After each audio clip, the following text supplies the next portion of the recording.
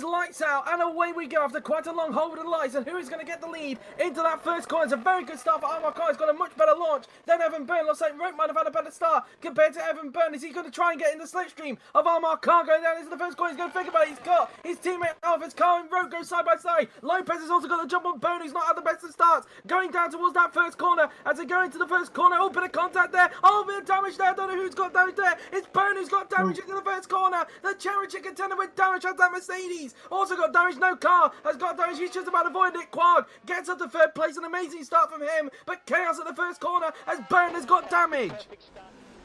Yeah, I think he just didn't know Ben was going to park at the apex, and did he hit the back of the McLaren? Oh, he's hit the back of the Ferrari. And hopefully nobody runs into it, because this can also be a bit of a danger corner at the start of the race. We'll see if there's going to be any more carnage that ensues. There's lots of movement going on. There's also lots of Willows. Gal is out of the race. He's been collected by someone. It was Joseph Willows he chucked across there because, well, you can see the Francois Sever helmet that Kirishima DeRosa wears. And, well, Willows was very lucky himself that he did not sustain any damage from all of that.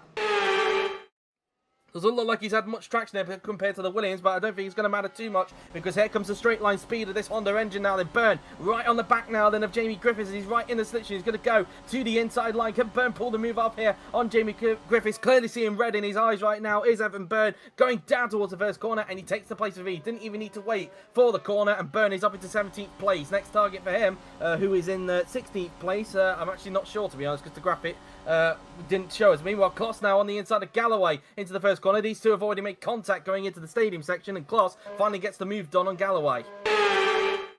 From that, not even the Sega screen. Looks like someone's got an engine failure. See, we've just seen that someone's got Evan. No, it's Byrne! It's Evan Byrne who's out of the race! A huge championship implication right there, with Lopez up in second place. And this is not going the way that Byrne was expecting. Could his championship be slipping away? He's going to be pulling off right on the pit straight here. So Evan Byrne is going to be out of the Mexican Grand Prix, and that is not good with his rival up in second place. It's not going to be good news for him. And, well, I can say as, well, it looked like the Williams there had to back out of that, and it looks like he's going to pull off at turn one. So he's going to pull off quite safely there, is Evan Byrne. Maybe done the dummy over him. Yep, he's done the dummy over him, and what a send there from Patel. And also one of the McLarens into this. I think that's Kirishima DeRosa in 12th place that's trying to gain on this as well as now Patel. Is he going to try and do the same move he did to Davey Q Park at the chicane? He's thinking about it. Fakes to the right, goes to the left, and it looks like he's going to pull off a similar move into the chicane. Down the inside we go. They're still side by side though. Valding is still sticking it in there, but in the end, Patel hangs it around the outside, and he's up into 9th place. Once again, pulling off that move like he did with Davey Q Park. Macho's also in. Now, is this for the normal wets? Let's keep an eye on the colour of the tyres as Lopez pits in, and it is for the normal wet tyres. So Lopez is changing the compound. He thinks it's time to switch onto the normal wet, and I presume that's what everybody else is doing that's coming in, although Lopez is having to wait for Macho to go by. Does take the lead of the race, and Roke is now in, as is Armor Car. So a bit of an interest. So Roke is now in.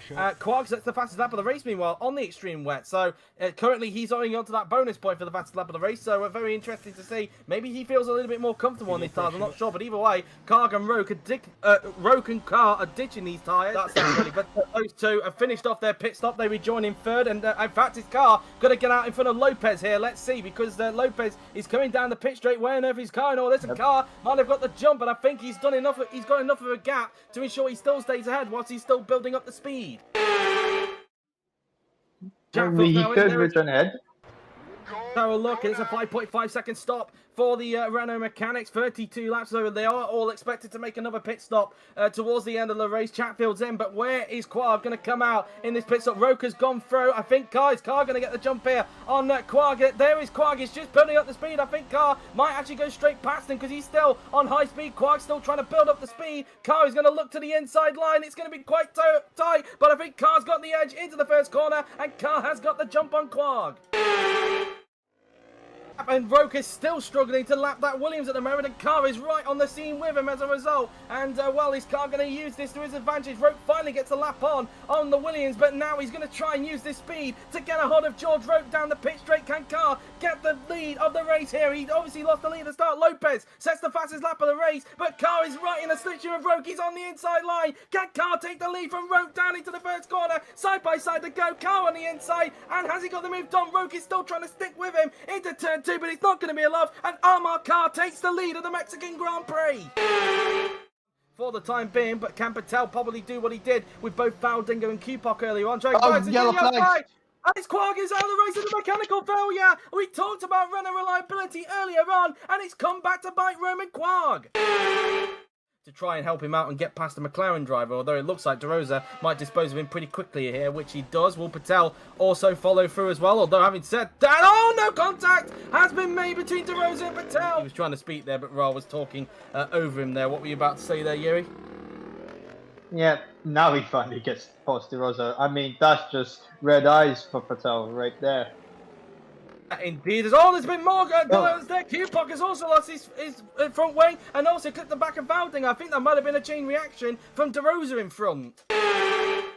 Let's see then. Let's keep an eye on the colour of the tyre now then as he puts on a fresh set of tyres. Is this still normal wets or is this inters? It's still normal wet. So that suggests to me that both Carr and Vederi are swapping onto the other compound of normal wet. And I wonder if the majority, the others will do the same as well, because there is a lot of pit activity in the pit lane there. The Ferrari mechanics are out. The Aston Martin ones are out. That's an AlphaTauri mechanic out as well. So yeah, I do wonder if everybody else is going to be doing this as well, switching onto the other compound normal wet. So is George Rowe. And no, Mercedes, what have you done? Mercedes have messed up with Franco Lopez, and Lopez has got to wait for the mechanics to come back in the pits. From the Haas mechanics now then, and in fact, he was running it quite tight with the fuel. In fact, he only had about 6.8 laps worth of fuel before this impromptu stop. But anyways, Chung is also into the pits for Lamborghini. A quick stop there for the Haas mechanics. Now, where is Lopez on the racetrack? That's what I want to know. And as they come down the pit lane now then, Lopez is still not crossed the line yet, surprisingly enough. So let's see where it goes, and Mocho's actually gone quite aggressive with the fuel as Yuri's pointing out, and he has got the jump on Lopez, but he's going 22 laps worth of fuel, so Mocho will have to pit again. I'm not sure about Lopez. Lopez has also got to pit again, so that is legit. Mocho is on the podium. The last time we checked, as meanwhile Kloss, this is the closest he's been to Willows all race now into. This is Kloss's best chance to finally get the move done on the McLaren driver as they go side by side down towards that first corner. Can he finally pull the move off on the McLaren driver? And yes, he can. Kloss finally passes Willows and he's up into 8th place. Patel does have that 10-second time penalty if you've just joined in as well. But looking at De Rosa, he's only around just over 2 seconds behind these two. So he's been slowly getting he's going for it this time on the inside into the staging section. And finally, he gets the move done on the road. So on the road, he's up into P9. But now he's got to pull 10 seconds if he wants to be legitimately in P9. If he wants to try and get that podium. But let's see what compound he goes on and how quick this stop is going to be. Change of tyres. Is it still the normal wet? It is still the normal wet for Michael Mocho. So no compound change there for the Portuguese driver. And he's made his stop, of course, fueled to the end of the race. And Perinen has gone through. So, of course, Perinen is going to the end of the Grand Prix. So if Mocho wants the podium, he's got to pass Perinen. It's going to be really close. No pressure. Will be very close indeed. Lopez makes his pit stop now, then of course fuel to the end of the race now, then as the Ferrari mechanics are also out as well. Yeah, for Chatfield.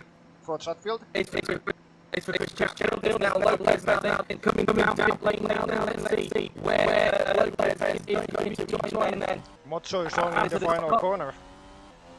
He's only at the final corner. I think Lopez is going to do enough to get the jump on the Haas driver now. Then we ride on board with Michael Mocho. Look for the right-hand side. And I think Lopez has already gone from there. Yes, he has. And Lopez has got the jump on Michael Mocho. So he's in 4th. Perinen is up to 3rd. But now the game is on. Has Lopez got the pace to catch up to Jesus Perinen before the end of the Grand Prix? For Lamborghini, I think Ticelli is now also in. But the battle of 3rd is now on between Perinen and Lopez. Oh, Galloway! Oh, no. Oh, Galloway went wide there. Perinin did a good job today avoiding action, and it's cost Lopez all the time to catch. Oh, Martins has a car issue. Oh, no. Martin's got a problem, and oh my goodness me, the man who's in 7th place has got a problem, so he's going to have to pit, I think. He's got a pit indicator, and could points here be robbed for Joantis Martins. It'd be such a shame if he wouldn't be able to make it back to the pits, but that's such a shame for the Brazilian driver who's got, I think that's a throttle issue. It's a throttle issue. He might be able to pit, but his incredible performance is probably not going to give anything out of it. But can he get out in front of the two McLarens? I'm not really sure, to be honest with you. So could this be points down the drain? And in fact, they're going to go past him. So unfortunately, Martins is going to lose points here thanks to having to repair this throttle problem. Oh, come on, Aston Martin. Oh no, Aston, what are you playing at? You knew that Martins had a problem, and well, they were not ready for him to come in, and that's definitely thrown points away for Johannes Martins through no fault of his own. Yeah, Jamie has been. And Oh, why is Willows Willows are gone? Well, Dinger's gone as well. Don't tell me they've crashed. They both crashed into each other at the chicane, and Willows and Valdinger are out, so Patel is back into the points. As a result, so Lamborghini's point streak might be safe after all. Yeah, Willows turns a bit into him, and Valdinger's already coming to the move.